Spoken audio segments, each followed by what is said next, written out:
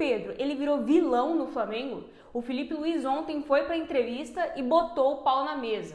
Eu acho que é o fim da linha para o camisa 9 do Mengão. Essa semana o Pedro deu o que falar, né?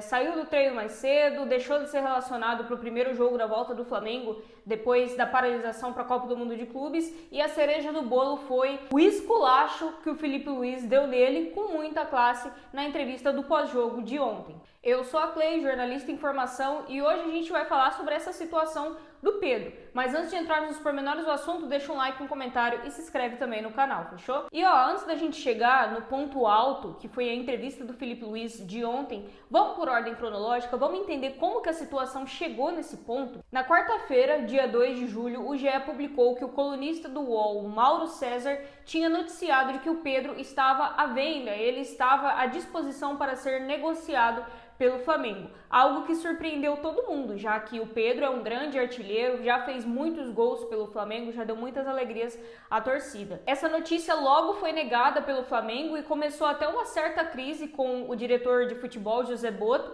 indicando talvez até uma possível saída dele, que não aconteceu até o momento. Nessa semana, antes do jogo contra o São Paulo, saiu a notícia de que o Pedro não seria relacionado para o jogo. Tudo indica que o motivo para essa ausência dele na lista de relacionados seria pelo fato de que ele teria abandonado um treino essa semana lá na Gávea. O Pedro disse que não, ele não abandonou o treino, ele avisou o auxiliar de que ele estava com a perna pesada e de que ele não continuaria o treino. Mas os colegas e a própria comissão técnica entendeu que isso era uma desculpa esfarrapada e que não justificava a ausência dele até o final do treinamento. E aí o resultado foi que no jogo de ontem nós tivemos um Flamengo voando, com uma bela atuação, dominando o São Paulo do começo ao fim e garantindo os 3 pontos, e mais uma vez o Pedro fora, já que na Copa do Mundo de Clubes ele até começou alguns jogos como titular e entrou no final de alguns, como por exemplo contra o Chelsea, mas no jogo importante contra o Bayern de Munique, por exemplo, onde o Flamengo perdeu por 4-2, o Pedro nem sequer entrou em campo. Só que aí fica aquele questionamento, cara, é só falta de minutos realmente? Ou tem mais coisa nessa história?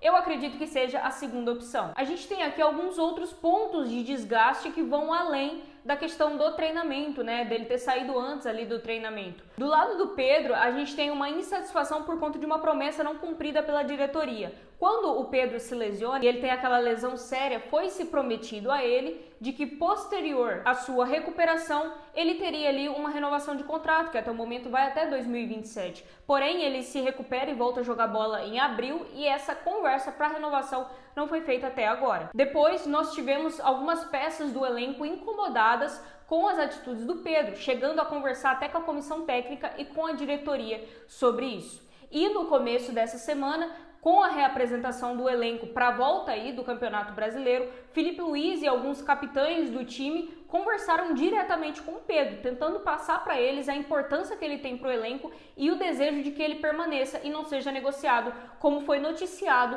no começo do mês. Então o que a gente vê aqui, no geral, são sinais de desgaste de todas as partes. O Pedro está insatisfeito, falta minutos e falta a renovação que foi prometida a ele. O Felipe Luiz está insatisfeito, porque o Pedro não corresponde nos treinamentos, chegando até a abandonar um treinamento nessa semana que passou. O elenco também, internamente, está insatisfeito com ele, e a diretoria, dada aquela declaração de que ele estaria à disposição para ser negociado, também entende que a postura dele não vem agradando e ele não vem sendo utilizado, o que não justifica mantê-lo no elenco. E aí a conclusão que a gente chega é que o Pedro é um excelente atacante, é um excelente camisa 9. Quando ele tá na ponta dos cascos, quando ele tá voando, ele é titular da seleção brasileira no momento. Só que parece que ele tá longe de ser esse Pedro que a gente conheceu no auge. E longe de ser esse Pedro, ele não tem espaço no Flamengo. Nossa, mas ele não tem espaço? Não, não tem. Ontem no jogo do Flamengo contra o São Paulo, por exemplo,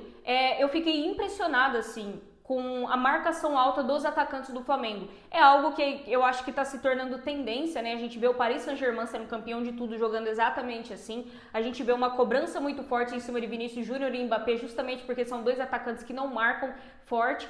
E o Flamengo faz isso muito bem. Os atacantes do Flamengo correm atrás da bola o tempo todo, seja com ela no pé ou seja marcando os defensores para pressionar e forçar o time adversário a perder a bola. E o Pedro simplesmente não tem essa característica. Ele é um 9 que me passa a sensação de ser um pouco mais pesado, de ser aquele 9 que deve fazer muito bem pivôs e facões, mas que não é aquele 9 que volta para marcar e que pressiona o adversário lá em cima. Então isso prejudica o todo do time, já que o Filipe Luís joga com uma marcação muito alta. Além disso, se a gente for olhar para o time titular hoje do Flamengo, quem menos marca é o Arrascaeta, né? E aí se você pensa em Arrascaeta e Pedro jogando juntos, são 2 jogadores a menos nessa marcação de linha alta que o Filipe Luís joga. No futebol atual, você marcar apenas com 8 jogadores faz com que a sua pressão seja praticamente ineficaz. E aqui eu volto a reforçar, na Europa, no maior time do mundo, Mbappé e Vinícius Júnior estão sendo muito criticados porque eles não voltam para marcar, né? Essa vitória, por exemplo, aí para o PSG, que eles sofreram na semifinal do Mundial de Clubes, isso foi muito escancarado, como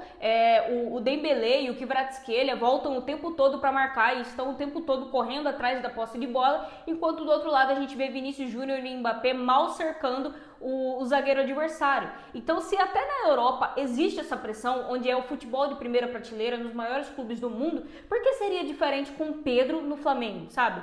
Não faz sentido ele ficar de biquinho e esperar que o time se adapte a ele, porque o time está muito bem encaixado e o Filipe Luís tem tido resultados com a sua forma de jogo. Então não faz sentido que o Filipe Luís abra a mão da sua forma de jogar para conseguir encaixar o Pedro nesse time. E aqui, cara, eu acho que a gente chega na cereja do bolo. Eu nunca vi um técnico dar uma entrevista sobre um jogador como o Filipe Luís fez ontem, né? Aqui no Brasil você tem muito a cultura de você blindar o vestiário, ou pelo menos tentar, e o técnico puxa a responsabilidade para ele, né? Só que o Filipe Luís, inclusive, teve um trecho na entrevista que ele fala sobre isso, né? Por que blindar o jogador e quem é que blinda o técnico, né? O técnico que recebe porrada, é o técnico que não escala, é o técnico que não relaciona, é sempre o técnico que é o cara vilão da história. Mas e o jogador nisso tudo? Onde fica a parte da responsabilidade do jogador? E o Filipe Luís fala justamente sobre isso. Ele fala que em outras entrevistas ele blindou o Pedro, ele protegeu o Pedro e não escancarou situações de bastidores que pelo visto tem acontecido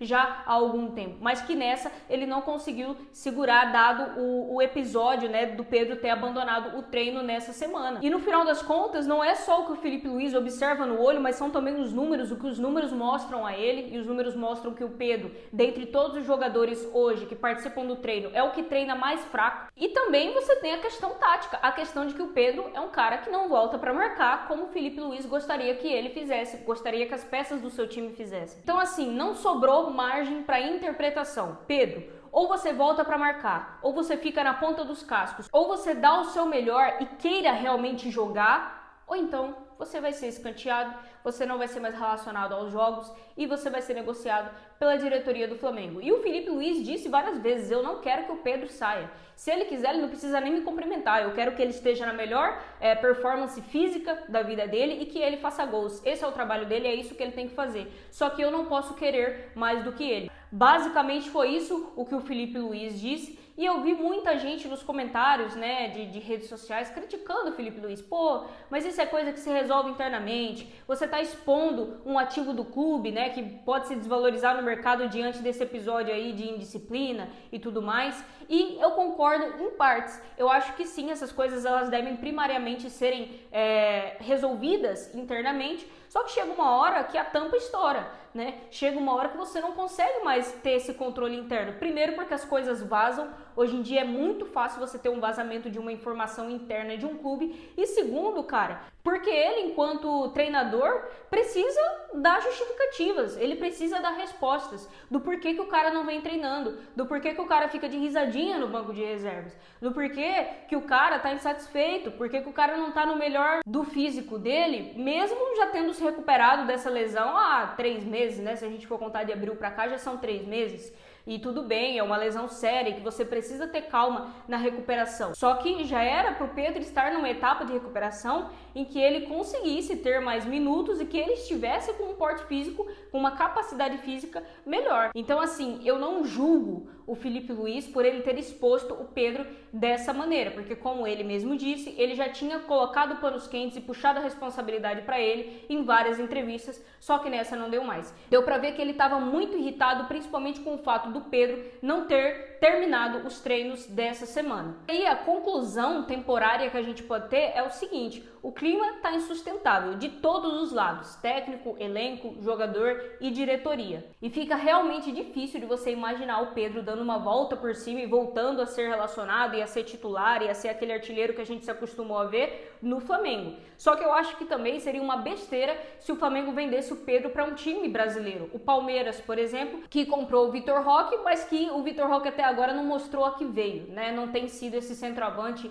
matador que o Palmeiras tem uma carência há anos. Então eu acho que no final das contas a janela do meio do ano agora, que é uma janela enorme, termina só em setembro, ela vai abrir e o Pedro muito provavelmente será negociado, e acredito eu que de preferência com um time do exterior, para que o Flamengo não reforce nenhum de seus rivais. Até porque a gente precisa lembrar, o Pedro vem de uma lesão séria, ele vem, só que um novo ambiente pode mudar essa história de indisciplina e de falta de capacidade física, e ele pode voltar a jogar muita bola. E se o Flamengo comete o erro de se livrar do Pedro com um adversário nacional, eu acho que não seria uma decisão muito inteligente por parte do Flamengo. Só que assim, cara, falando especificamente da característica do jogador agora, o futebol moderno pede cada vez mais que você seja um centroavante móvel, um centroavante que volte para marcar, um centroavante que esteja lá em cima no que diz respeito à capacidade física. O futebol já há algum tempo vem rejeitando esses centroavantes que são postes, que só prestam para ficar dentro da área,